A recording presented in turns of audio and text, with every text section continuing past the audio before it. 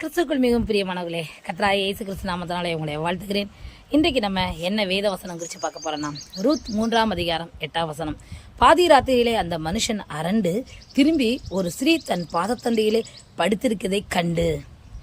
இந்த இடத்துல போவாஸ் ரூத்தை குறித்து தான் சொல்லப்பட்டிருக்கு.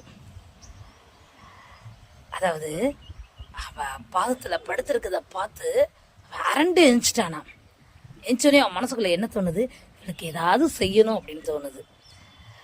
மனுஷனான போவாசே அவளை கைவிடலைங்க. அவள் வாழ்க்கைக்கு ஒரு வழி சொல்லுகிறான். பிறகு அவளையே தன் வாழ்க்கையாய் மாற்றிக்கொள்கிறான். பாருங்க, ஒரு மனுஷனாலே அவன் பாதத்தில் விழுந்த ஒரு மனுஷிய அப்படியே கைவிட முடியல. அவளுக்கு ஏதாவது செய்யணும் அப்படின்னு போவாஸ் நினைக்கிறாரு. பாருங்க, கடைசியில் போவாஸ் வயலுக்கே எஜமாட்டியாய் ரூத்து மாறிவிடுகிறாள். அப்படி இரக்கம் பாராட்டி பாதத்தில் இருந்த ஒரு மனுஷன் வந்து அவ்வளோ பெரிய காரியத்தை செய்கிறான்.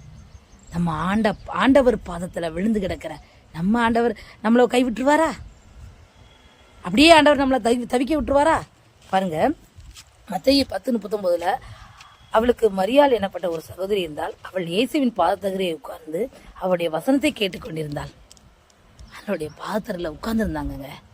அவளுக்கு தான் ஆண்டவர் வந்து 7 பிசாசுகளை துரத்தி அவளை நல்லா சுகமாக்கி இருப்பாரு. ஆனால் ஆண்டவரே சாட்சி கொடுக்கிறார்.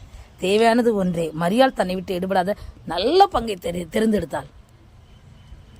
பாருங்க, ஆண்டவர் பாதத்தில் காத்திருக்கிறவங்களுக்கு ஒரு நாளும் குறைவே வராது. ஒரு மனுஷனான போவாஸ் பாதத்திலே விழுந்து கிடந்த ரூத்தை, பாதத்தில் இருந்த ரூத்தை போவாஸே அவ்வளோ உயரத்துக்கு உயர்த்தினார். இப்போ ஆண்டவர் பாதத்தில் காத்து கிடக்கிற நம்மளை ஆண்டவர் சும்மா விட்டுருவாரா? Boaz வயலுக்கே எஜமாட்டியாய் Ruth மாறிட்டா. அப்போ நம்ம ஆண்டவர் பாதத்திலே நம்ம இங்கே இருக்கிறோமே, ஒவ்வொரு நாளும் அதிகாலையில் எழும்பி ஜெபிக்கிறோமே, ஆண்டவரை வாஞ்சியோடு தேடுகிறோமே, ஆண்டவர் நம்மளை சும்மா விட்டுவார் நீங்கள் நினைக்கிறீங்களா? விடவே மாட்டாருங்க. ஒருபோதும் உங்களை கைவிட மாட்டார். நிச்சயமாய் உயர்த்துவார். ஆமேன். நீங்கள் விசுவாசிங்க.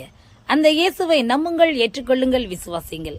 கர்த்தருடைய கரத்தில் இந்த பெரிய அற்புதங்களை பெற்றுக் கொள்வீர்கள். தெய்வம் தான் உங்களை ஆசீர்வதிப்பாராக. ஆமேன்.